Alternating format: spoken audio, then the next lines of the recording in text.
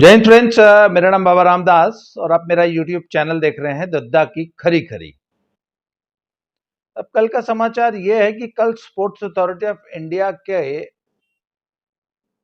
Director general DG Sandeep प्रधान साहब हैं। कल ये धरना स्थल पे पहलवानों से मिलने आए थे, तो पहलवानों ने उनसे मिलने से मना कर दिया और उनके पहलवानों के प्रतिनिधि, कुछ पुराने सीनियर पहलवान और कोचेस वहां बैठे हैं और इन्होंने एक कमेटी बना रखी है आंदोलन के लिए। तो वो उस कमेटी के कुछ सदस्यों ने उनसे बात की। खैर बाद में ऐसा बताया गया कि बजरंग पूनिया भी आए और बजरंग पूनिया ने उनको ताना दिया कि अब 15 दिन बाद आपको सुध आई है हमारी सुध लेने की। वैसे आपको बता दूं कि ये गलत बात है। जिस दिन ये धरने में बैठे थे उसके ठीक अगले दिन डिप्टी डीजी शिव कुमार साहब कलकत्ते से स्पेशली फ्लाइट लेके आए थे इनसे मिलने धरना स्थल पे, और तब इन्होंने उनसे बहुत बदतमीजी से बात की थी और उन्होंने उनको पूरा पैसिफाई करने की कोशिश की थी कि ये आरोप लगाना कि अब आपको सुध आई है, नहीं। डीजी साई ने अपने डिप्टी को आज से ठीक 2 हफ्ते पहले ही आपके पास भेज दिया था, आपने उनसे बात नहीं की थी। खैर साहब, तो साहब वो जो खिलाड़ियों का, जो पहलवानों का जो प्रतिनिधि मंडल है, उसने दो ही मांगे डीजी साई के सामने रख दी। पहला, ब्रजभूषण को गिरफ्तार करो, और दूसरा, WFI के जो आगे चुनाव होने वाले हैं उसमें ये असरटेन करो कि ब्रजभूषण के परिवार का या ब्रजभूषण का कोई क्लोज आदमी पदाधिकारी नहीं बनेगा। तो पहले तो मैं इन दो मांगों का विश्लेषण कर देता हूं। मैंने पीछे एक फेसबुक पोस्ट भी लिखी थी कि भाई, अगर आप अपने किसी पड़ोसी पे यह आरोप लगाओ कि जी ये आदमी बिना सीट बेल्ट लगाए गाड़ी चलाता है, इसलिए अब आप इसको गिरफ्तार करके इसको 20 साल के लिए जेल में डाल दो, तो भैया सीट बेल्ट न लगाने पे 500 या 1000 रुपए का जुर्माना तो कर सकती है सरकार। किसी को गिरफ्तार करके जेल में नहीं डाल सकती, 302 नहीं लगा सकती। आप क्या कह रहे हैं कि ना जी ना, ये बगैर सीट बेल्ट की गाड़ी चलाता है, इसने चलाई थी, मैंने देखी, इसको गिरफ्तार करो। तो साहब, आपको अगर ब्रजभूषण जी को अरेस्ट कराना है ना पहलवान जी लोगों, तो उस लेवल के आरोप लगाने पड़ेंगे। आरोप आपने क्या लगाए हैं? आपने एक भी आरोप ऐसा नहीं लगाया है जिस पे ब्रजभूषण की गिरफ्तारी हो जाए। आपको पता होगा 7 लड़कियों ने क्या आरोप लगाए हैं। मैं उन लड़कियों की आइडेंटिटी पे डिस्कस नहीं करना चाहता, हालांकि 3 की तो पता ही है सबको, विनेश, साक्षी एंड संगीता फोगाट, और बाकी 4 जो हैं। तो आरोप आपने क्या लगाए हैं आपको भी पता है। तो आरोप आपके ऐसे नहीं हैं कि उस पे ब्रजभूषण की गिरफ्तारी हो जाए, और आपने सिर्फ आरोप लगाए हैं, प्रूफ एक भी नहीं दिया। 161 के बयान हो गए। 161 का बयान देखिए, विवेचना के स्टेज में 2 किस्म के बयान लिए जाते हैं। एक जो विवेचना अधिकारी पुलिस वाला जो होता है, वो जो बयान लेता है उसको सीआरपीसी में 161 का बयान कहते हैं, और फिर वही विवेचना अधिकारी विवेचना को आगे बढ़ाते हुए कंप्लेनेंट्स का बयान कराता है मैजिस्ट्रेट के सामने, उसको कहते हैं 164 का बयान। तो आपने जो 161 के बयान दिए उसमें 7 तो कंप्लेनेंट्स को किस दिन हमारे साथ कथित दुर्व्यवहार, मैं वो वर्ड यूज नहीं करना चाहता ना, क्योंकि वो यूट्यूब जो है उसको फिर मेरी वीडियो को डिमोनेटाइज कर देता है। पता नहीं क्या एलर्जी है उनको उस शब्द से, नहीं तो शब्द तो मैं ऐसे ऐसे कह दूं कि आपको कान धोने पड़ जाएंगे। क्योंकि आरोप आपने इतने अच्छा, लोग कहते हैं जी आप बहुत बुरी भाषा बोलते हो। अरे भैया, जो आदमी जो सामने वाला, अगर एक आदमी आपके सामने फ्रेंच बोल रहा है, फ्रेंच, तो उससे आप इंग्लिश में बात करोगे, हिंदी में बात करोगे? नहीं भैया, उसको कुछ समझ नहीं आएगी। फ्रेंच वाले को अगर जवाब देना है ना, तो उससे फ्रेंच बोलनी पड़ेगी। तो जो आदमी जितनी घिनौनी भाषा बोल रहा हो, जितने घिनौने घटिया झूठे इल्जाम लगा रहा हो, उसको उसी भाषा में जवाब देना चाहिए। पर मेरी मजबूरी है, मैं यहां यूट्यूब पे दे नहीं सकता। तो भैया, आपके साथ कब दुर्व्यवहार हुआ वो वाला, आप में से किसी को डेट तक याद नहीं है। और एक बात बता दूं, डेट याद करना कोई बहुत बड़ी बात नहीं है। बहुत सारे ऐसे तरीके हैं जब आप डेट याद कर सकते हैं, पर आप डेट जानबूझ के देना नहीं चाहते, क्योंकि आरोप आपके झूठे हैं। झूठ के ना पैर नहीं होते। आज मान लो आपने डेट दे दी कि इतनी तारीख को इतने बजे फलाने ने मेरे साथ यूं कही थी, तो अगले के पास तो अपनी बेगुनाही का सबूत ऐसे है कि उसके पास एलआईबी होगी, उसको एलआईबी बोलते हैं, कि जी परसों इसने मेरे को जंतर मंत्र पे ये कही थी। वो बोलेगा जी परसों तो मैं चेन्नई गया हुआ था, ये रहा मेरे पास ट्रैवल रिकॉर्ड, ये देखो मैंने चेन्नई के होटल के सामने फोटो खिंचा रखी है। तो वो आपके आरोपों को झूठा सिद्ध कर देगा। तो आपको यही पता नहीं कि हम किस तारीख का आरोप लगाएं। क्या पता उस तारीख को नेताजी दिल्ली में थे कि नहीं थे, या उस जगह थे कि नहीं थे। इसलिए आपको एक भी आरोप की तारीख याद नहीं। तो बिना तारीख के ऐसे फर्जी झूठे आरोप लगा के आप डिमांड ये कर रहे हो कि ब्रजभूषण को गिरफ्तार करो जी, तब हम धरना उठाएंगे। और दूसरी बात, अरे भैया, ब्रजभूषण की गिरफ्तारी स्पोर्ट्स अथॉरिटी ऑफ इंडिया या भारत सरकार के हाथ में नहीं है। वो गिरफ्तारी है दिल्ली पुलिस के हाथ में, और दिल्ली पुलिस वो गिरफ्तारी तब करेगी जब आप गिरफ्तारी के लायक आरोप लगाएंगे और उन आरोपों की पुष्टि करने के लिए, उनको सिद्ध करने के लिए प्रूफ देंगे। ना आपके आरोपों में दम है, प्रूफ तो आपके पास कोई है ही नहीं, फिर भी आप जिद करे हो कि जी ब्रजभूषण को गिरफ्तार करो। तो भाई साहब, ब्रजभूषण तो कौन ही हो गिरफ्तार?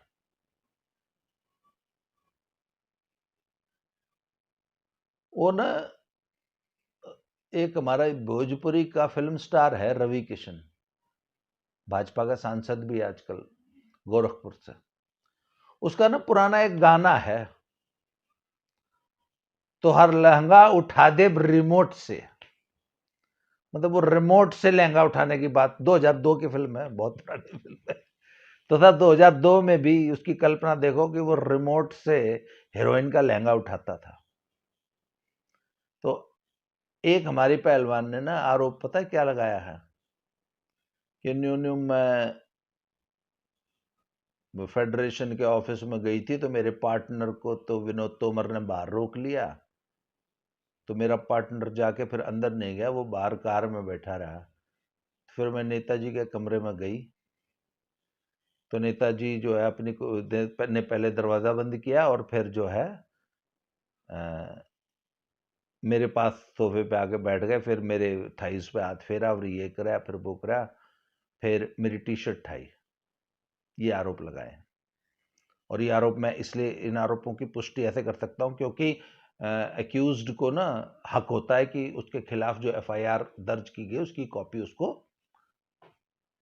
लीगली दिल्ली पुलिस से प्राप्त करने का हक होता है। इसलिए वो जो इन्होंने जो कंप्लेंट लिखाई है ना, कंप्लेनेंट्स ने, 7 में से 6 जो हैं उनकी एफआईआर जो है वो एक्यूज्ड के पास एंड पब्लिक डोमेन में है। तो सब अब विवेचना अधिकारी तो सब बहुत कुछ पूछेगा सवाल, कि भाई आपकी टी शर्ट उठाई, आप ऐसा आरोप लगा रही हैं, पार्टनर आपका बाहर बैठा था, आप अकेली थी, तो रिमोट से उठाई थी टी शर्ट या हाथ से उठाई थी? तो वो आगे भी सवाल पूछेगा, सिर्फ टी शर्ट उठाई थी या कुछ और भी? भाई टी शर्ट के बाद और भी तो अधोवस्त्र होते हैं ना। Then he removed your t-shirt, what about the other undergarments? Then what did he do, how far did he go? भाई उसके बाद क्या हुआ? एक और फिल्म, वो भोजपुरी गाना है, रात दिया बुता के पिया काका किया। तो भैया विवेचना अधिकारी तो ये सब पूछेगा, कोर्ट भी पूछेगी और वकील भी पूछेंगे जब जिरा बहस होगी कोर्ट में, और देश की जनता भी पूछेगी, मारे किसे भी पूछेंगे। भैया आपने आरोप लगाए हैं, उसके बाद क्या हुआ, आपने कैसे रिएक्ट किया? आपने, अच्छा आप तो वर्ल्ड चैंपियन पहलवान हो ना, 1000 उठा बैठी मारती हो, एक हाथ एक बार टेक के 1000 डंड मार देती हो। जब उसने, वो आपके बगल में बैठा था, अगर आपने एक पंच दिया होता ना, बूढ़ा आदमी मर गया होता। तो why did you allow him to do these things? अच्छा, आप तो वर्ल्ड चैंपियन पहलवान हैं, आपके कैरियर को एक फेडरेशन का प्रेसिडेंट क्या हार्म कर देता, और अब वहीं उसकी जम के कुटाई करती, वीडियो बनाती, जोर जोर से चिल्लाती, फिर आके लुटेंस दिल्ली में जोर जोर से रोड पे चिल्लाती, आपका पार्टनर वीडियो बनाता।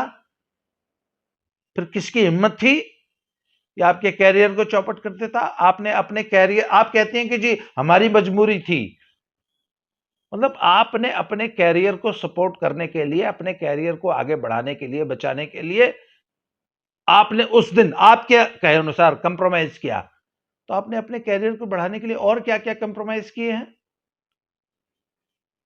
और अपने कैरियर को बढ़ाने के लिए आज आप कंप्रोमाइज कर रही हो कि नहीं कर रही हो? ये सवाल तो मेरे जैसे पूछेंगे कि नहीं पूछेंगे? ये देश जानना चाहता है कि अगर आपने उस दिन अपने कैरियर को बचाने के लिए कंप्रोमाइज किया, तो आज आप कंप्रोमाइज नहीं कर रही हैं, इस बात की क्या गारंटी है? एक टीवी के कार्यक्रम में आप बोल रहे हैं कि नहीं नहीं मीटू मेरे साथ आप ऐसा कभी कुछ नहीं हुआ, क्योंकि हम पहलवान हैं, पहलवान को हाथ लगाने में दुनिया भी सोचती है। याद है ना वो, उसमें बजरंग और योगेश्वर दत्त भी बैठे हैं, एंकर आपसे पूछ रही है कि मीटू के बारे में आपका क्या ख्याल है, तो आपने उस दिन सरेआम छाती ठोक के कहा ना ना हमारे साथ ऐसा कभी कुछ नहीं हुआ। आप उस दिन झूठ बोल रही थी कि आज झूठ बोल रही हैं? उस दिन झूठ बोल रही थी ना आप मंच से, टीवी के एक कार्यक्रम में। इसका मतलब आप आदतन झूठ बोलती हैं, मौका पड़ने पे आप अपने हिसाब से बातों को मनगढ़ंत गढ़ लेती हैं। जब मन किया तो नहीं जी हमारे साथ तो कुछ नहीं हुआ, और जब मन किया, जब आपको सूट करता है तो आपके साथ बहुत कुछ हुआ। तो सब आप, you are a habitual liar. ये आपके क्रियाकलाप से इस, ये पूरा देश जान चुका है। आपके आरोपों में दम नहीं है, आपके आरोप फर्जी हैं। आपकी सारी पिछले 7 साल की वीडियोज और फोटोग्राफ्स ये देश देख रहा है, और आपने ऐसे आरोप नहीं लगाए हैं कि भारत सरकार उठा के ब्रजभूषण को बंद कर देगी। अगर बंद कर देगी तो पुलिस उसको थाने से ही जमानत दे देगी, नहीं तो अगले दिन कोर्ट से जमानत मिल जाएगी, एंटिसिपेटरी बेल मिल जाएगी। किसी वकील से बात करना। तो आपके धरने उठाने की जो ये शर्त है कि पहले ब्रजभूषण को गिरफ्तार करो, तो मैं बोल रहा हूं कि पहले गिरफ्तार करने लायक आरोप लगाओ। आपका एक भी आरोप ऐसा नहीं है कि आप ब्रजभूषण सिंह को गिरफ्तार करा दो। तो पहली मांग तो आपकी यूं खारिज हो जाएगी, और उस मांग का कोई मतलब नहीं है। और इस देश में कोर्ट खुले हुए हैं। आई समझ में? अच्छा, दूसरी डिमांड है आपकी कि भारत सरकार यह सुनिश्चित करे कि कुश्ती संघ का जो अगला चुनाव होने जा रहा है, आईओए ने एक कमेटी गठित की है, तीन सदस्यीय, वो अपने निर्देशन में, अपने देख रेख में, अपनी ऑब्जर्वेशन में WFI का नया चुनाव कराएगी। तो आप कह रहे हो कि भारत सरकार यह सुनिश्चित करे कि कौन अध्यक्ष बनेगा, है ना? आपको अभी आईओए, आईओसी और रेसलिंग फेडरेशन ऑफ इंडिया और UWW के संविधान का ABC भी नहीं पता। तब आप इतनी बचकानी बेवकूफाना बात कर रहे हो। आपको मालूम है यूडब्ल्यूडब्ल्यू का मैंडेट क्या है? कि किसी सरकार को यह हक ही नहीं है कि वो डब्ल्यूएफआई के किसी भी क्रियाकलाप में हस्तक्षेप करे या उसकी स्वायत्तता पे जरा सा भी आंच आए। वो एक स्वतंत्र बॉडी है जो कि सरकार के नियंत्रण से पूर्णतया मुक्त है, और यूडब्ल्यूडब्ल्यू इस बात को एश्योर करती है कि डब्ल्यूएफआई सरकार के नियंत्रण से, सरकार की दखलंदाजी से, सरकार के इंटरफेरेंस से पूरी तरह मुक्त रहे। इसलिए डब्ल्यूएफआई का प्रेसिडेंट कौन बन रहा है, इसमें सरकार का कोई रोल ही नहीं है। और अगर सरकार एक सेकंड भी दखलंदाजी करेगी तो यूडब्ल्यूडब्ल्यू उसको झड़क देगा। और आपको मालूम है, जब से ये सरकार ने यूडब्ल्यूडब्ल्यू ये जो डब्ल्यूएफआई के चुनाव जो अब पिछली कल 7 मई जो बीती है ना, इस 7 मई को चुनाव होने वाले थे, सरकार ने आईओए की कमेटी बना के उसको एक पोस्टपोन कर दिया। इसका संज्ञान लिया है यूडब्ल्यूडब्ल्यू ने और बकायदा मेल डाली है डब्ल्यूएफआई को भी और आईओए को भी, आईओसी को भी, कि हम परिस्थितियों पे नजर बनाए हुए हैं और हम बिल्कुल नहीं चाहते हैं कि भारत सरकार जो है डब्ल्यूएफआई के क्रियाकलाप में, उसके चुनाव में, उसके पुनर्गठन में किसी प्रकार का कोई इंटरफेरेंस करे। It should be totally free from government control. अगर गवर्नमेंट कंट्रोल्ड डब्ल्यूएफआई आएगी तो यूडब्ल्यूडब्ल्यू उसको डीएफिलिएट कर देगी, उसको भंग कर देगी, उसको मान्यता ही नहीं देगी। ये है साहब कॉन्स्टिट्यूशन। और आप भारत सरकार से मांग कर रहे हो हैं कि वो चुनाव में दखलंदाजी करे। ब्रजभूषण के परिवार का कोई व्यक्ति अध्यक्ष नहीं बनना चाहिए, उसका कोई आदमी अध्यक्ष नहीं बनना चाहिए, ये भारत सरकार डिसाइड करेगी। और तब आप धरना हटाओगे। कल यही 2 डिमांड आपने की है ना साई वालों से। तो जी फॉर योर काइंड इन्फॉर्मेशन पहलवान जी लोग, थोड़ा पढ़ लिख भी लिया करो। अब तो इंटरनेट का जमाना है, हर चीज इंटरनेट पे है, किसी से सीख लो, समझ लो। नहीं पढ़ना आता, पहलवानों की सबसे बड़ी दिक्कत हो कि कति जमा नीले अनपढ़ हैं, एक लाइन लिख पढ़ नहीं सकते। आपकी सबसे बड़ी प्रॉब्लम यह है। और यूडब्ल्यूडब्ल्यू ने जो डब्ल्यूएफआई को चिट्ठी लिखी थी ना, भी 2-4 दिन पहले वायरल थी, सिर्फ 4 दिन पहले, और ये इतना लंबा खर्रा था 1.5 पेज का, आपने पढ़ा ही नहीं है। अगर आपने उसे किसी ने भी ये पढ़ा होता तो ये बचकानी डिमांड आप भारत सरकार से नहीं रखते कि भारत सरकार डिसाइड करे कि डब्ल्यूएफआई का अध्यक्ष कौन बनेगा।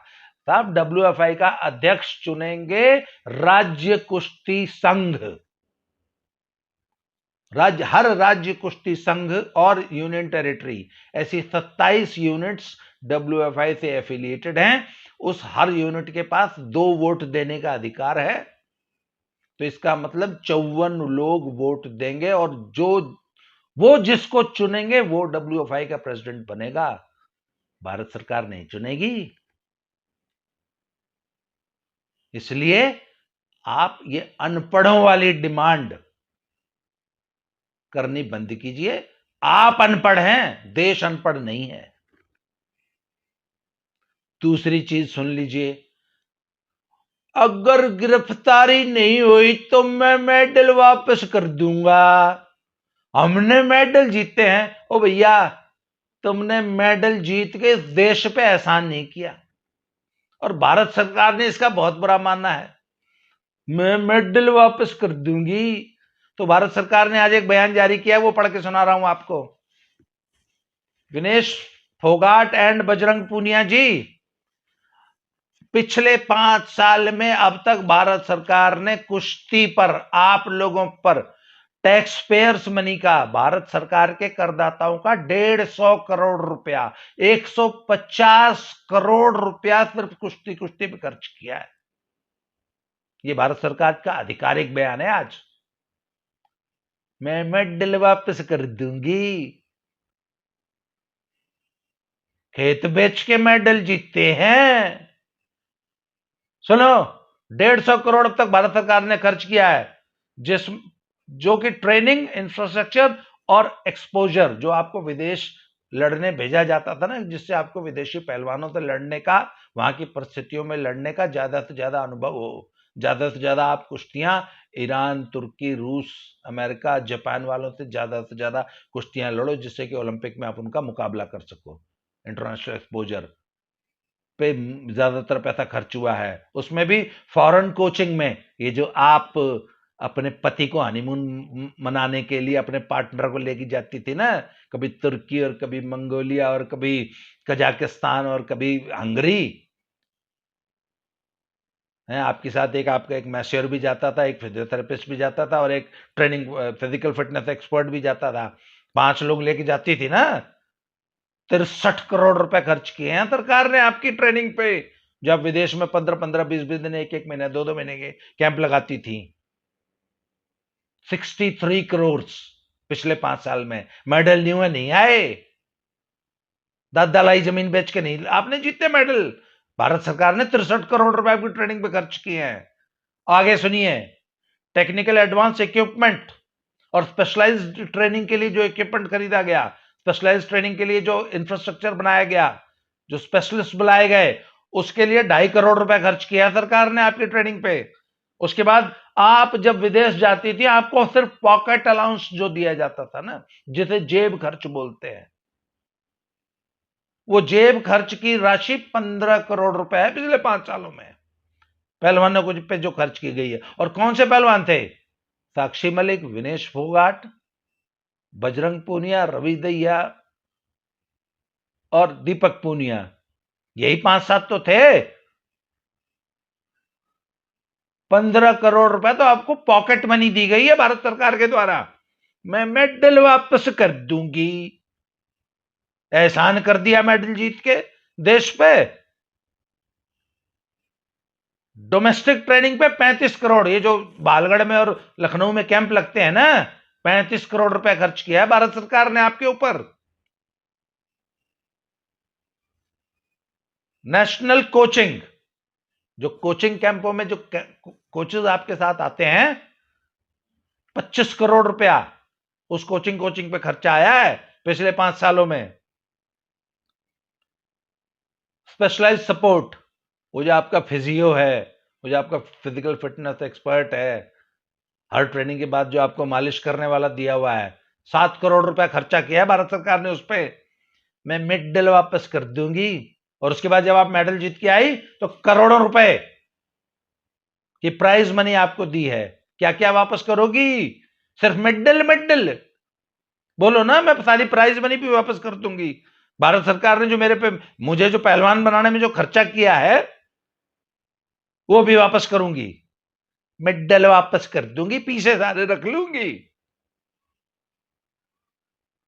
शोरूम में फीता काटने जाती हो, 2 लाख रुपए मिलते हैं, मेडल वापस कर दूंगी। मेडल जीत के कोई एहसान नहीं किया आपने, इसलिए देशवासियों पे एहसान जताना बंद कीजिए, फर्जी आरोप लगाना बंद कीजिए। और सुनो, अब तुम्हारा धरना धरना जीवियों के हाथ में चला गया। ये आंदोलन, it has been hijacked by the professional dharna जीवीज। वो थी ना एक गोयत आई थी, गोयत क्या नाम थी, जो वो 1 रैंक पेंशन, और उसमें सभी हर धरने में वो शामिल होती है, वो जिसने पीटी उषा को धक्के मारे थे। ऐसे प्रोफेशनल्स, डफली गैंग आ गया ना जेएनयू का। हम क्या चाहते हैं? आजादी, ब्राह्मणवाद से आजादी, आरएसएस से आजादी। आजादी गैंग आपके स्टेज पे आया ना, क्यों? अब टिकैत साहब आ गए, भारतीय किसान यूनियन आ गई, पीले दुपट्टे लेके किसान जी आके बैठ गए। अब किसान धरना देंगे आपके मंच से। तो किसान यूनियन ने तो आपका पहलवान जी लोगों का आंदोलन हाईजैक कर लिया ना। पहले इनका किसान आंदोलन खालिस्तानियों ने हाईजैक किया था, अब पहलवान आंदोलन इन किसानों ने हाईजैक कर लिया। भारतीय किसान यूनियन, एकता उग्राहां, चढ़ूनी, ये वो, टिकैत। तो फिर अगर किसान यूनियन आ गई तो कल को खालिस्तानी क्यों नहीं आएंगे, आप बता दीजिए। अरे भाई डफली गैंग तो आ ही गया, मोदी की तेरी कब्र खुदेगी, वो तो आ ही गए हैं। बिरयानी बांटने वाले तो आ ही गए आपके धरने में, किसान भी आ गए। अब तो किसानों का धरना हो गया ये, तो फिर कल को खालिस्तानी क्यों नहीं आएंगे? तो साहब आपके धरने को पूरा देश देख रहा है और आपके धरने की पोल खुल गई है। अब ये 100% पॉलिटिकल धरना हो गया, और पॉलिटिकल भी वो लोग जो देशद्रोह की राजनीति आज तक करते आए हैं, जो अराजकता से देश को बंधक बनाने की राजनीति जो लोग करते आए हैं ना, देश को पीछे ले जाने की, वो जिनकी फंडिंग करने वाले विदेश में बैठे हैं, जॉर्ज सोरोस के फंड से ये धरना दिया जा रहा है। कल को इसमें खालिस्तानी भी आएंगे, कल को इसमें कनाडा वाले भी आएंगे। तो बजरंग पूनिया एंड विनेश फोगाट एंड साक्षी मलिक, आप देखो कि आपने अपने धरने को कहां पहुंचा दिया, कहां से आपने शुरुआत की थी, और रोज नई डिमांड करते करते आज आपका धरना इन धरना जीवियों द्वारा हाईजैक कर लिया गया है। और अभी तो इब्तिदाई इश्कर होता है क्या, आगे आगे देखिए होता है क्या। अभी तो बहुत गुल खिलने हैं। अभी तो वो है ना पन्नू अमेरिका वाला, वो भी आएगा। अभी तो आपसे ऐसे ऐसे कुकर्म कराए जाएंगे कि आप भी याद रखोगे। और हरियाणा का पूरा समाज भी आपको देख रहा है, और हरियाणा का समाज आपके बारे में क्या कह रहा है, जाइए जरा हरियाणा के गांव में पूछ के आइए, लोग आपके आरोपों के बारे में क्या कहते हैं, आज आपकी क्या रेपुटेशन है हरियाणा के समाज में। बाकी देश की बात छोड़ दो। और जो ये पॉलिटिक्स आप कर रहे हैं ना, इसकी पोल खुल गई है। चलिए साहब, हम भी ऐसे आपकी इसी तरह पोल खोल अभियान चलाते रहेंगे। आज के लिए इस वीडियो में इतना ही, अगले वीडियो में फिर से मिलते हैं। Thank you very much.